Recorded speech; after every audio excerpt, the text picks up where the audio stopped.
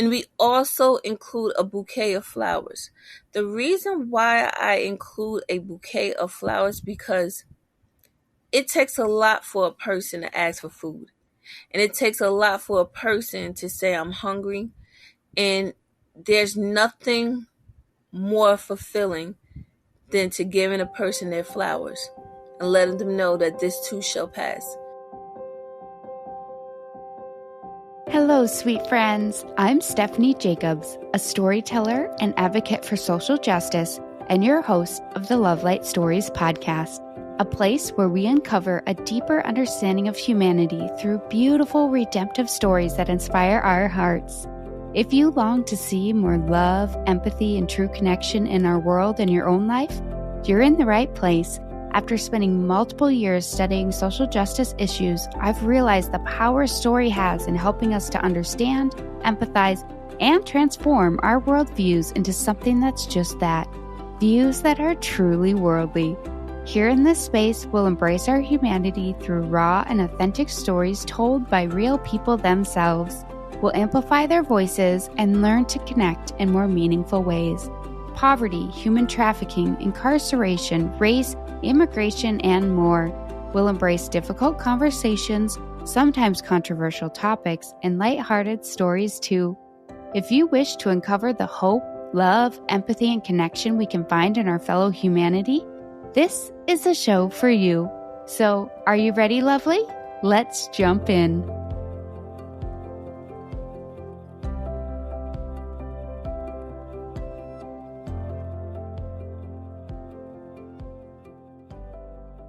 Well, hello there, lovely. Welcome back to the Love Light Stories podcast, where we create space for real personal stories to be seen, heard, and understood. If you haven't yet, be sure to rate the show, follow, and share it with your family and friends. Today on the podcast, I'm sitting down with Simone Gordon, aka the Black Fairy Godmother. In this episode, you'll learn how Simone became the Black Fairy Godmother, who helps thousands of people out of emergency crises and into stability. Learn why she does all of this for no pay and how you can become what she calls a fairy yourself. All of this began with her own story of receiving help. When Simone struggled to find what she needed to help her son with autism through traditional government and private agencies, she went to social media for help, where she indeed found the help she was looking for within a week. The kindness of 4 complete strangers sparked the inspiration to help other women find the help they needed too. She then went to work serving underserved, marginalized, and underemployed women and their children, helping them get housing and go back to school to rebuild their lives. Today, the Black Fairy Godmother Foundation's mission is to restore Black and Brown families' stability by removing the barriers that keep them in abject poverty and domestic violence situations. They do so by using the power of social media and crowdfunding to galvanize fellow, quote, fairy godmothers to volunteer and contribute resources to help families in need. Simone's story is one in which her own experience of struggling to find help gave her a lens of empathy for others struggling with the same. It's a powerful testimony of the ripple effect kindness and empathy can have in the lives of so many. Simone is a powerhouse activist for the marginalized, and I can't wait for you to meet her.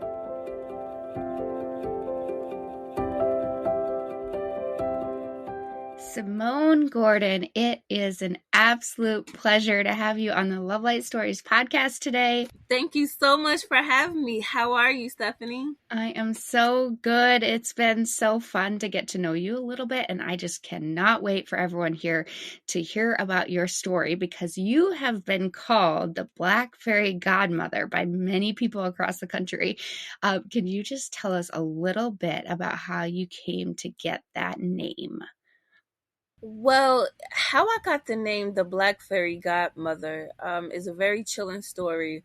I lost my job at a Fortune 500 company, and during that time of my job loss, my son was diagnosed with autism spectrum disorder. So at the time when he was diagnosed, The doctor provided me with resources, and I followed through like any other mother would. I followed through with the resources and the organizations that was in the pamphlet. I contacted, the Children's Hospital. I contacted many organizations that would assist children who have autism. And I kept getting the door shut, I even went to social services for food stamps and other resources. And for some reason, either people were not picking up their phone, the doors were being slammed, or they just did not have funding. So I got defeated. I really did. And I decided to keep researching, keep Googling. And I got tired like any other parent would. I never thought in a million years that I would be facing hardship because I always had a job since I came out of high school. I always worked hard. And anyone who knows me out there before the Black Fairy can vouch for me to say that. So I decided to go on social media, Facebook, and I asked people, where can I find resources for my son? And at the time, it was a Facebook follower who instantly said, hey, there's a group that you can join, and they help marginalized mothers like yourself. I joined that group. I introduced myself and my son and explained my situation. And there were four women. They were just strangers, and they took a chance on me.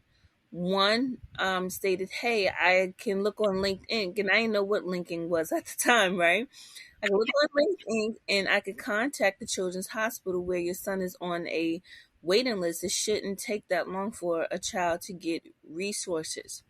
So she went ahead and emailed or messaged the chairperson at Children's Hospital that's in my state. And within a day or so, I received a call, and all of a sudden, my son was able to get a spot with services. Now, mind you, for 6 months, almost a year, I'm calling back and forth to the Children's Hospital asking for assistance. And they're like, you're on a waiting list, on a waiting list, on a waiting list. And my son at the time was 2 going on 3.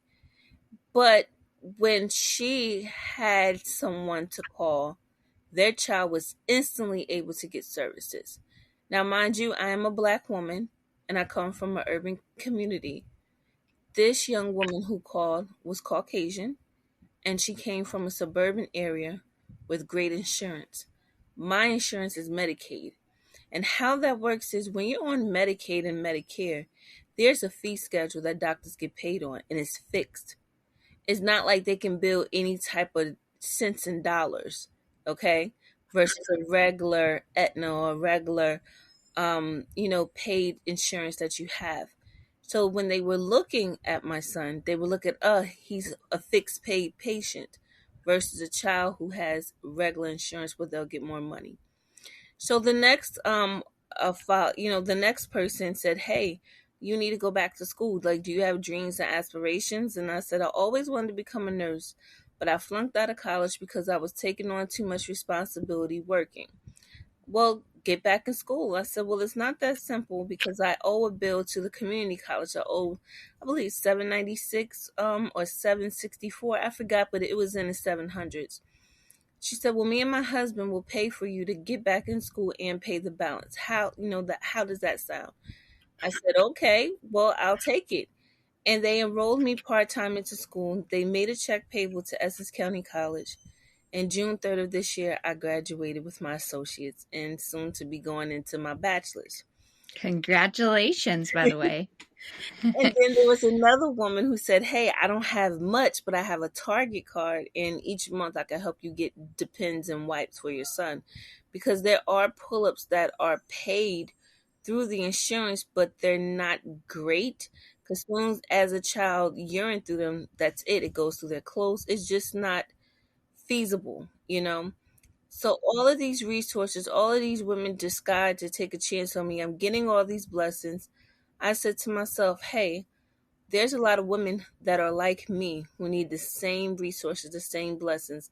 I want to create something where they could become stabilized too, and they could get the emergency assistance too. So those 4 women decided to grab up friends and family that they know, and we wanted to create something big. So we started fundraising on Facebook. I started getting the attention of, Jennifer Pasiloff, who then gave the attention to Liz Gilbert. And they both said to me, you need to go on Instagram where you will get a better audience.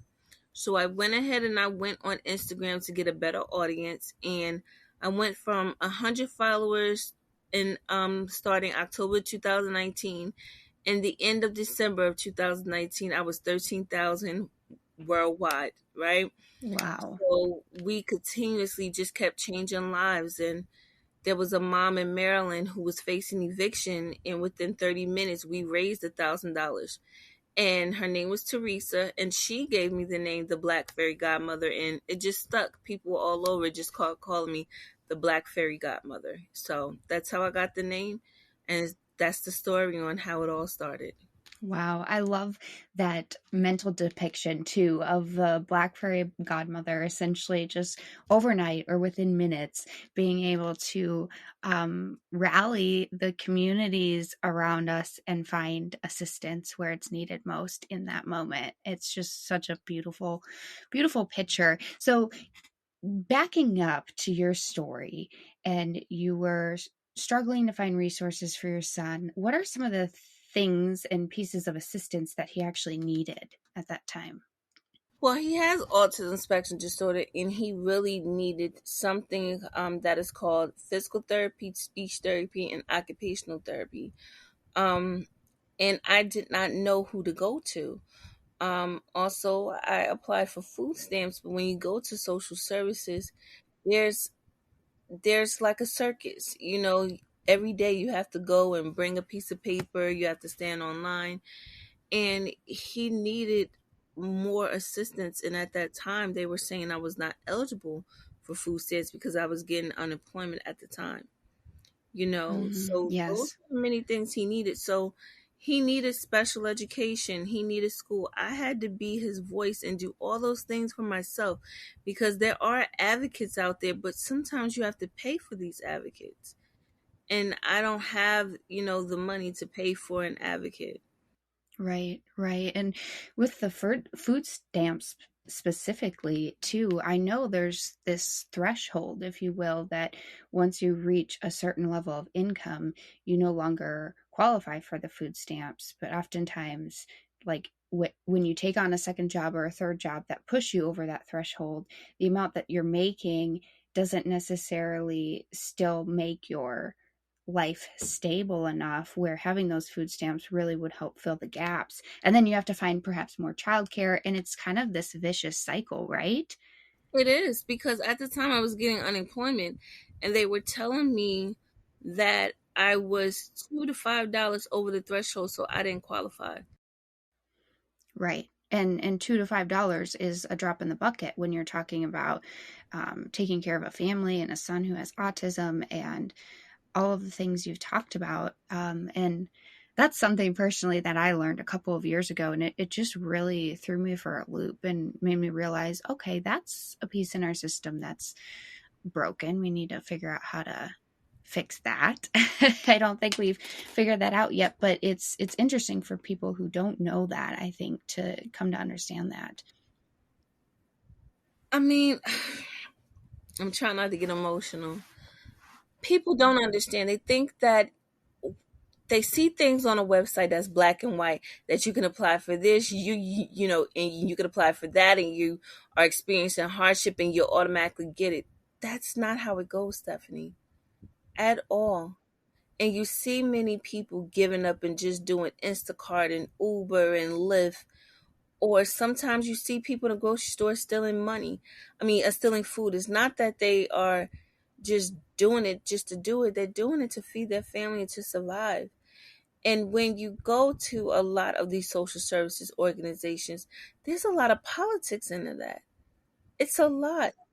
And then, and it's bad enough that a person or a individual is not able to feed themselves or pay their rent or pay their electricity bill. These are working class citizens. These are your school teachers that are teaching our kids. These are the janitors that are making sure that the places that we go to are sanitary. These are our crossing guards. And most of the time, some police officers don't even make a lot of money. So we're talking about everyday citizens who are taxpayers who are falling behind the traps. And that's the awareness I'm making on my platform. Yeah. so important. Thank you for that awareness and what you do every day, because it's so true that people that are working very hard day in and day out, and that our society couldn't function without, are struggling behind the scenes to keep their families afloat. And it's such a good reminder for any of us that do forget that. So when you were in that moment of, you said 6 months to a year trying to find these services for your son, I mean, first of all, that's a long time. During that time period, like, how did you feel? I felt like, and I'm going to be honest, like every other mother who's probably hearing this, every other young mother in the urban community, I felt like, dag, I'm doing the right thing. I'm taking care of my baby. I worked all my life, but just because I'm going through a hardship, people look at me differently. They look at me like I'm dirt. They look at me like I'm lazy. They look at me like I'm not following all the steps and all the so-called protocols that people have in life. And I did it all. It's just that I felt through hard times, and you don't know how it feels to hit rock bottom when you go through it. And especially when you have a child with special needs, especially when you're a single mom and the dad walks out on you and he's not there. These are not choices that we make. These are just circumstances that just falls in our lap. I didn't, stay in that rut for so long because I was in depression mode. But what got me through was many of the doors that were slamming. I just kept going because I had my son. And I knew eventually one door is going to open. And I didn't know it was 4 doors with 4 strangers that got me here today. Yeah, I can definitely see how easy it is to create a stereotype and apply that to everyone who's struggling. And like you said, you did everything right, and you were doing everything you could. You're a hard worker, and you fell upon hard times. And all of us fall upon hard times, and it just depends on the situation, the scenario, the environment we're in, the different things. And it could be any one of us at any point in time that could be right there. And essentially, that's why you've created the Black Fairy Godmother Foundation, right? Correct. Yes. Okay. So let's jump into that. The foundation itself. Um, let's see. There's so much I want to ask you about this. I guess, first of all, give us another quick overview of how it works and how you reach out to people. Well, um, the Black Fairy Godmother is now a household name, and many people reach out to me. They reach out to us through DM, through our website. We have a vetting process. We have to vet people because we are a 501c3 charity, and we're GuideStar approved. We have a platinum transparency. So we want to keep that. The same way these women vetted me is the same way I'm vetting these families. You go to our website, you fill out the form completely. We ask for ID. We have to verify people addresses. We need full documentation.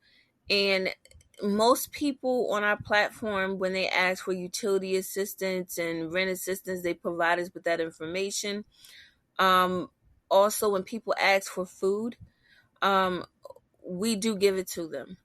And how the Angel Food Assistance Fund works is, on the application, you would jot down the food that you need, any allergies that you have, and we only spend up to $300. All the food is delivered through Instacart or Walmart because we have a partnership with Instacart. Okay, so how that works is, many mothers or individuals, because we have senior citizens and individuals with disabilities who need food, we would put the order in, and we also include a bouquet of flowers. The reason why I include a bouquet of flowers, because it takes a lot for a person to ask for food, and it takes a lot for a person to say I'm hungry. And there's nothing more fulfilling than to giving a person their flowers and letting them know that this too shall pass. So that's the reason why I make sure a bouquet of flowers is sent with every purchase of groceries that a family receives. And they'll get that knock, and the groceries will be right at their door. Um, and we just make that happen, and it's just a beautiful thing. We have people crying, we have people taking pictures, and they have toiletries. And when we just had someone yesterday who reached out to us, she had no utility since August the 15th. Since the 15th. And within 24 hours, we were able to get those utilities on just this morning. So that's the impact that we have. And it's hard for me because I have this great brand, right? I have a following of over 40,000. Many don't always see what we post, but the beauty thing about it is all of my volunteers are hardworking people. Some of them have disabilities. We don't receive any salary. Now, there are other people that are on TikTok who is doing the same work that we're doing. And we've been doing this work for 8 years. October will make 9 years that we have been organizing and doing the work that we do, assisting marginalized families across America. Because I am a woman of color and because I speak on many issues that may seem political to some, we don't get the notoriety that most have, that most Caucasian men would get. There's one who just started the same thing that I'm doing, and he's up to 1 million followers on TikTok, and he raises 70,000 a week. He drives a Lamborghini. Me, I still live at home with my family, which I love, because my mother and father is my biggest supporters, especially with the growth and development in raising my nonverbal son. So I let my audience know that I'm just like you, working class, that just want to make another human being happy, safe, and stable. Wow. Yes. And you are doing that one person at a time. And I want to ask too, do these people that come to you, is it often coming to you with repeat needs, or do you just help them one time? How does that work? So here's how it works. Some families just need one-time assistance. Then we have some women who are in domestic situations, or sometimes a person is homeless. We will help them up to 90 days. We'll help them with emergency assistance with a hotel or Airbnb. Then we'll reach out to our followers to see if we have any realtors or anyone who can help them, because some people don't have the income or they don't have great credit. So we try to find them an apartment. And once we find them a place, we will automatically put it on Instagram, their Amazon list, and furnish it. So it depends. We have a program where we will help you within 90 days become stabilized. And then there's a one-time shot where you just need your utility paid and you'll be all set. So there's two ways that we work here with our program. Right. And essentially, both of those are taking someone from a state of crisis in an emergency and helping them bring themselves to stability, right? So there's not this sense of dependency that occurs. It's just the focus on getting back to stability, right? Yes. Yes. I love that so much. And it um, aligns so well with creating that space for human dignity and worth and self-value and everything, because as you mentioned, it takes a lot for someone to ask for food, and that's part of why you gave them flowers. And I can see that being a thread throughout the whole process, where these are people that just fell into a hard time and are looking to find stability again. Absolutely.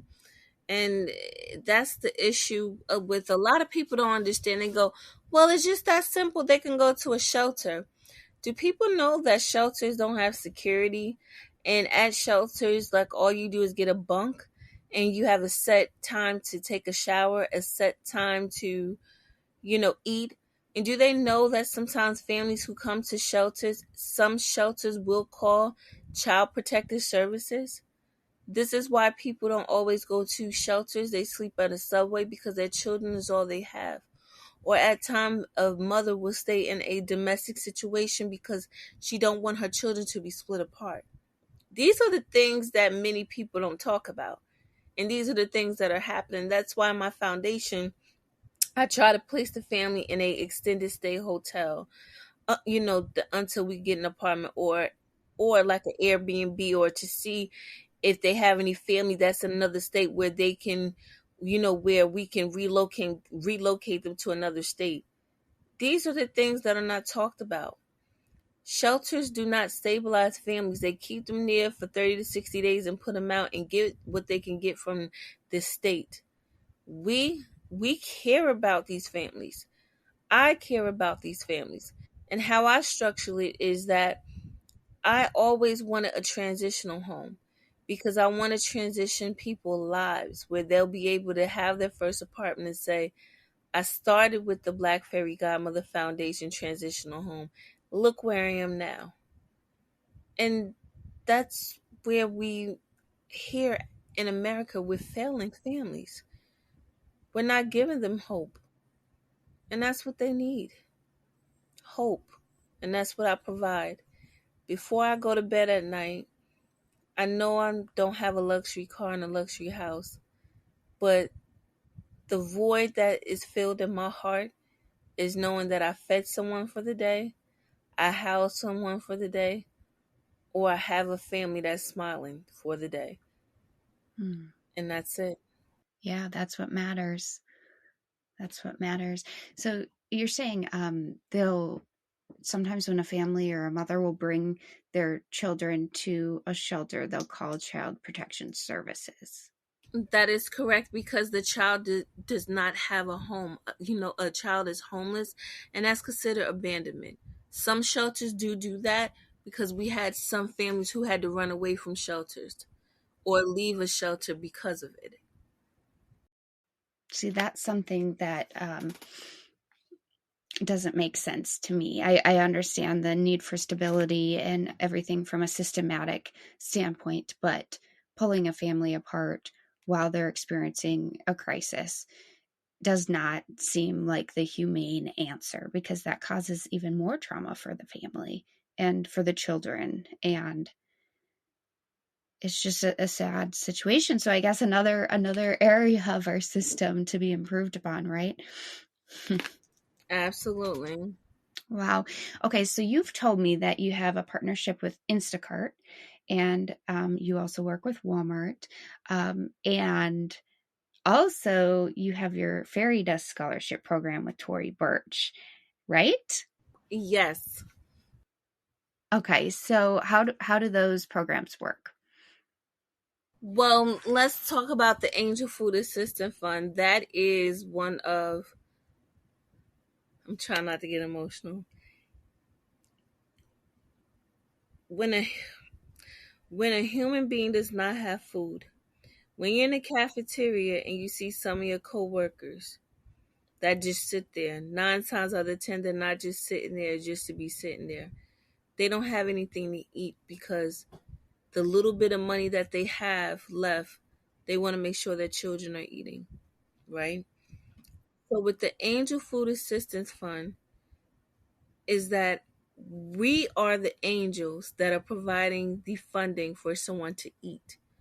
So when a family says, I need food, and they come to the foundation, they fill out the Angel Food Assistance Fund form that's on the application. They put the food that they, that they desire. They put the formula or the baby pampers that they need or the toiletries that they need within 24 to 48 hours or same day. Most likely it's always same day. We will put that on Instacart. And Instacart has waived our fees for delivery. We don't necessarily have to tip the drivers, but we always tip anyway because that's just how we do. Um, and you'll get a knock on your door. And we tell the drivers to make sure they pull out the flowers and give it to the family. and give them the food. And when I say we have videos of families just crying, that's saying thank you, they thought that this wasn't going to happen. And then we see pictures of them showing how they have food, how their children have lunch, how the babies have formula, the babies have diapers, or the mothers is able to clean their children's clothes for the day. That's an angel. And all of my followers are angels. Whether it's $5, $20, whatever they're donating, you are gifting to families who are just like us, that are in that cafeteria or on that bus or on that train. So that's the Angel Food Assistance Fund. Um, the Fairy Dust Scholarship Fund means a lot to me as well, because Kimberly and Steve from Washington paid my past due bill at a community college and helped me start my life over, where I graduate from community college. Many mothers who are experiencing trauma and have children believe in their heart that once they have children, they're not able to dream, they're not able to educate, and they're not worthy enough because they're single mothers. That scholarship fund is dedicated to those mothers to put them back into community college, put them back into trade school, and let them know that there's always life after trauma. You don't always have to be that trauma or be stuck in that trauma like mode of saying to yourself, I'm never going to be able to achieve. Women, we are the strongest. And when Tory Burch gave me that $5,000, I said to them that I'm going to create a scholarship fund that's called the Fairy Dust Scholarship Fund to give single mothers a chance in life, the same way I had a second chance. Beautiful, beautiful. And you have other programs too that people can check out when they research what you do. But one of the ones I'd like to highlight and just talk a little bit about is your Christmas program for families, because Christmas is coming up. And that might be one way that people could get involved with you as the Black Fairy Godmother and become fairies and angels themselves. So can you share a little bit about the Christmas program and the joy that you bring to families? And yes, to be a part of the Christmas program, it's going to make you cry, it's going to make you scream, and it's going to make you happy. And it will help you connect with some of these families as well. With the wish list angels, and that's what we call you guys, there are many families who don't have the means to have Christmas. We have a lot of families in the South who have a lot of poverty. I mean, we service all families across America, but we get a lot. A lot of the kids are writing to us saying that they don't have beds, they don't have shoes, they don't have socks, they don't have electronics. So this is how we do it. Each kid and their parent will create an Amazon wish list, right? So for example, if there's 3 kids in the family, each kid would pick 3 items and 1 electronic. You would take that wish list and you would share it on your social media platform or share it with friends and family and ask them to buy those kids a gift. So for example, if you have 500 Facebook friends and there are 17 items on that Christmas list, and one of the most expensive items is a laptop that's like under $200, you can raise that money for that laptop and give it to that family who don't have, or raise the money for a kid who needs a mattress. I guarantee you, if you put a post that you are assisting a family who needs Christmas, if one person on my friends list will buy an item off this list to make this Christmas magical, people will do it. We had so many wish list angels that were taking 3 to 4 or 5 lists and just sharing it on their social media. And we were posting videos of families. We even had families in shelters who needed Christmas, and their kids were able to ride their bikes in the parking lot, or or just play video games. It was just a magical thing, and I do it every year because there are Christmas drives, there are firefighters, there are police officers that give out toys and dolls, But there's nothing like a kid writing a wish and saying, I wish I could be like my friends at school who's getting the same thing. Just because a person's circumstances and they're having a hardship don't mean that they're not worthy of wishing or having. You understand? So Yeah. that's the beauty of the Wishless Angels. Last year we were able to give 522 families, not children, but marginalized families across America, because of the efforts of people sharing the wish list and doing everything that they can to make sure. And these are Amazon and Target wish lists, right? And you can also save them for your taxes. Um, and then the year before that, I caught COVID, and we did about 322 families. And the year before that, it was 152. So this is the beauty of community. And if you want to become a wishlist angel, you just go to our website and sign up. That says, BFG Wishlist Angels, sign up. And you just sign up on a job form, put your information in, explain to us whether you want an Amazon list or whether you want a Target list. And there's like 5 questions that you would have to fill out. And then we will email you a list as soon as complete your list. Let us know, and we'll send you testimonials and pictures of the families and let you know the beauty of what you're doing is just changing lives and making these kids feel good despite of the hardship that they're going through. Wow.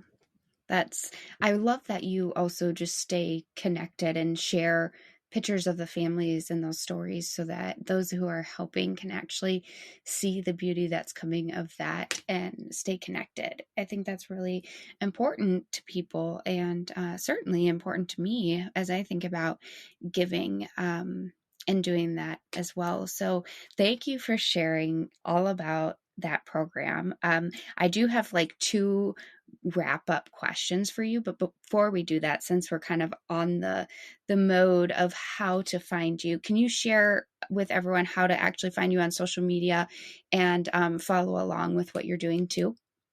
Absolutely. You can always go to our website at www.theblackfairygodmother.org or go to Facebook and Instagram. Our Facebook is the Black Fairy Godmother Foundation, or you could go to the Black Fairy Godmother Official, and it's the verified account. We have a check mark, and you can always go there and check upon the needs and where to find me. And you can always ask questions. I'm always good at answering them to the best of my ability as soon as possible. So, Love your passion, Simone. I love it so much. Okay, so my final questions. The first one is, what would you say to someone going through what you went through or something very similar? when you're sitting in that room or you're sitting wherever you're at and you're trying to figure out what to do, don't give up. Look at your child. Look at your medications that you may have to take. Look at your circumstances. Don't be afraid to ask someone for help. If you are in a domestic violence situation and you don't have family, use code words on social media, whether it's a high school friend, whether it's a Facebook friend. Someone needs to know that you're not safe. And if you have children, there are resources out there that you can Google, or you can even write a small note to a school teacher or someone that you know that's able to help. If you are experiencing challenges of not being able to eat, feel free to Google resources. Free to just joke on social media and say, hey, I wonder who can treat me for lunch. You just never know who's able to bless you. And to everybody else who are looking at people, or you see someone going through a hardship in the workplace or at the doctor's office or at the supermarket, try to talk to that person, because just taking 5 minutes of a person's time and just talking to them, your wisdom might change their life. And that's the food for thought that I should, share with everybody. Yes. You basically just answered my second question, because I was going to say, what about those who haven't? Like, what would you say to those who haven't gone through something similar to what you've gone through? And you just answered that. But if you want to add anything else, you certainly can. Otherwise, we can wrap it up. I want everybody to do something. I know that you got to live your life and you can't be stuck looking at everybody who's going through so much. But if you could take once a month to donate your time to individuals in marginalized or urban communities, just once a month at your job, get a jar, get a mayonnaise jar, see what daycares have kids that are without diapers, do a diaper drive, do a toy drive at a local community where kids that are at daycares or who are in preschool who may need Halloween costumes or may need a Halloween party, but it's so unsafe that they're not able to trick or treat. There's ways that you and your business or your company you work for can give back to urban communities. You don't always have to go through these big organizations, because some of these big nonprofits, the money don't always go to the communities. It goes to their marketing and their salaries. And I'm here to tell you that as a CEO of a nonprofit and a executive director, we need you guys. Yes. Well, Simone, it has been an absolute pleasure to get to know you. And I hope we can stay in touch. I'm sure the people listening here are going to want to hear more from you at some point and be following along. So thank you for sharing what you do, your story, your heart with us. You can really tell that this is coming from a deep place of love and support. And thank you for everything that you do. And thank you so much for having me. And thank you for this platform, for sharing the stories of many people who can be the light of the world.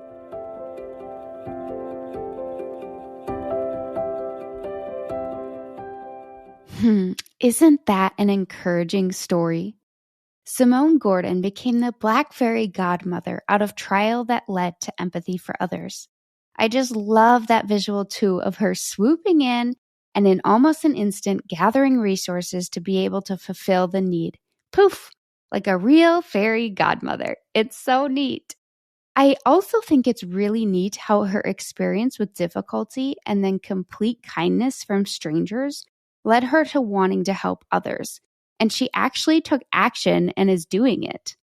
Brene Brown defines empathy as the skill or ability to tap into our own experiences in order to connect with an experience someone is relating to us. And that's exactly what Simone is doing. Because she's lived it, she's able to better understand the trials of others, even if they're not the same, just similar. She's able to understand and empathize, a true gift. Are there parts of her story that you can identify with?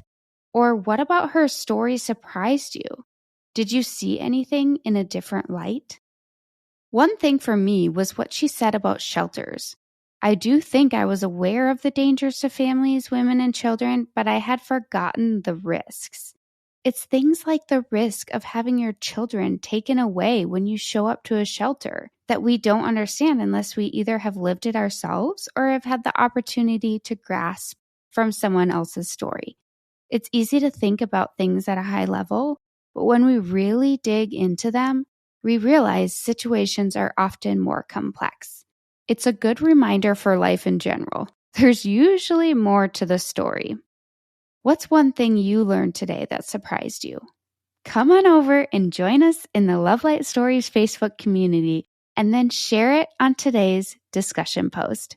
Also, be sure to follow Simone's work at the Black Fairy Godmother Official on Instagram and Facebook. There you will find all the requests that come through from people for help, too. This was recorded before the holidays, but if Christmas has already passed, not to worry, Simone is working around the clock to fulfill needs. You, too, can become a fairy yourself.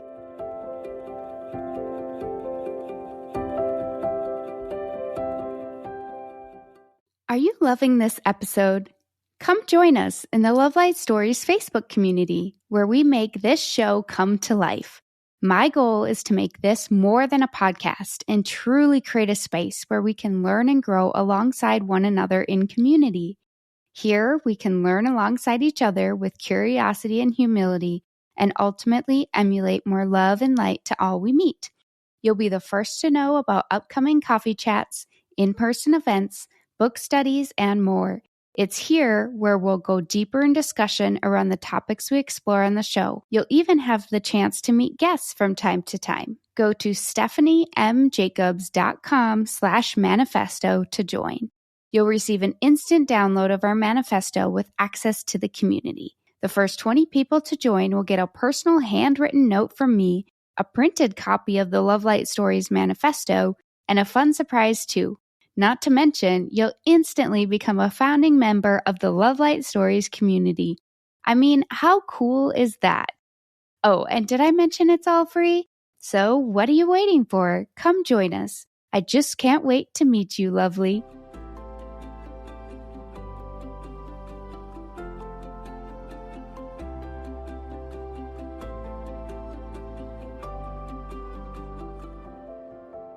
Did this episode touch your heart?